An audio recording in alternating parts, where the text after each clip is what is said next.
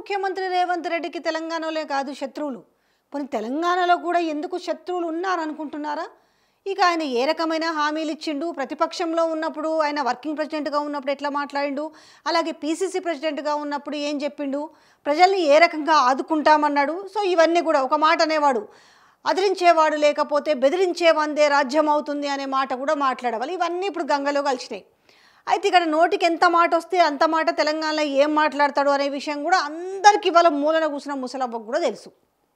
So సమయం వచ్చినప్పుడు మేము మళ్ళీ ఎలక్షన్లకు ఏ రకంగా మేము ఆయన మీద కక్ష తీర్చుకోవాలి, ఏ రకంగా గద్దె దింపాలి, కనీసం ఆయన కొడంగల్లో కూడా ఈసారి గెలిచే అవకాశం లేదు, మేము ఓడగొడతామనేసి ప్రతీక్ష పూని ఉన్నారు. నిజంగా చెప్పాలంటే తెలంగాణ ప్రజలు ఆయన ఒక శత్రువులాగా చూస్తున్నారు.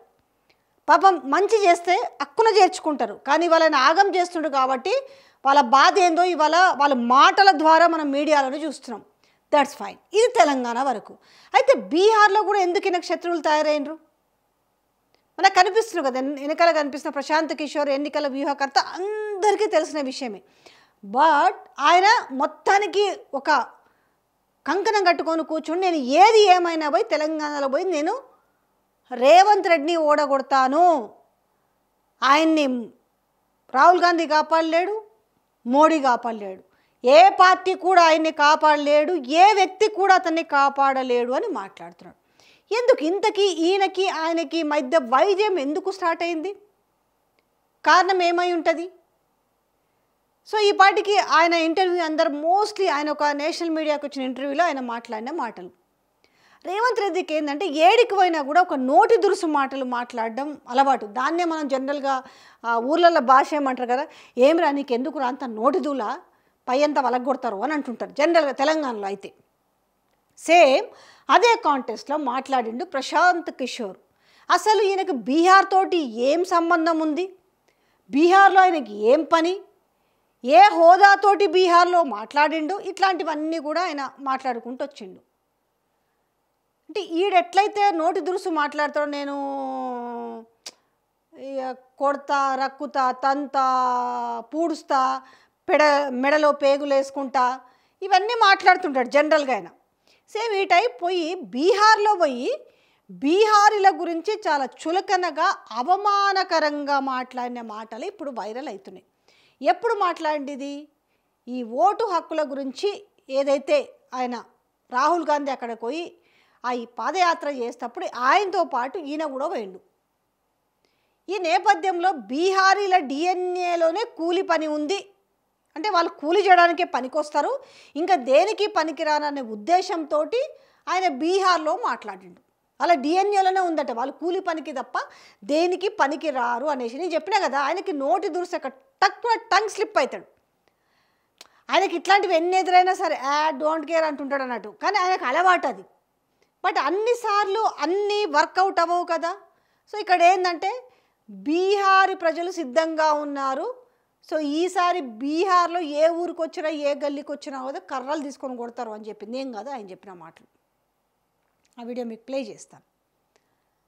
సో నేను మాత్రం ఇంత అంటే చాలా సందర్భాల్లో మనం రేవంత్ రెడ్డి నోటి నుంచి మనం బీహార్ అనే పదం విన్నాం కదా. అది తెలంగాణ తొలి ముఖ్యమంత్రి కేసీఆర్ విషయంలో కూడా ఆయన ముఖ్యమంత్రిగా ఉన్నప్పుడు పదే పదే ఆయన బీహార్కు చుట్టాలున్నారనే బీహారీ వాసని, ఈయన తెలంగాణలో ఉన్న కేసీఆర్ డిఎన్ఏ కంటే బీహార్లో ఇట్లాంటివన్నీ ఎప్పుడు కూడా నోట్లో ఈ బీహార్ బీహార్ అనే పదం వస్తుంటుంది అన్నట్టు. ఇక చూసి ఏం చేసిందంటే ప్రశాంత్ కిషోర్ మంచి గట్టి స్ట్రోక్ ఇచ్చాడు. మామూలు స్ట్రోక్ అయితే ఇయ్యాల. నువ్వు రాని సంగతి తెలుస్తా, నీ సంగతి ఏందో, నిన్ను ఫస్ట్ నువ్వు ముఖ్యమంత్రి పక్కన పెట్టి నేను కొడంగల్లోనే ఓడగొడతా, నేను ఎవ్వడు కాపాడలేడు, నేను రాహుల్ గాంధీ కాపాడలేడు, మోడీ కాపాడలేడు అన్నాడంటే అర్థమైంది ప్రశాంత్ కిషోరు రాహుల్ గాంధీ అన్న ఒక్క పేరెత్తిండంటే అర్థం ఉంది. కానీ ఇక్కడ మోడీతోటి బీజేపీతోటి ఏ రకమైన లాలుచి ఏ రకమైన దోస్తాన్ చేస్తున్నాడు అనే విషయం పదే పదే చెప్తున్న విషయాన్ని ఈరోజు ప్రశాంత్ కిషోర్ కూడా ధృవీకరించినట్టు అయింది కదా.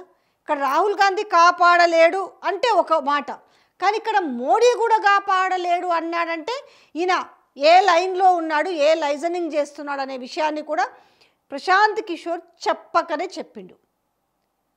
తెలంగాణ ప్రజలు అటో ఇటో కొంత ఏదన్నా తాత్సారం చేసినా నేను మాత్రం ఎట్టి పరిస్థితిలో ఉపేక్షించేదే లేదు అనేసి ప్రశాంత్ కిషోర్ మాట్లాడిండు.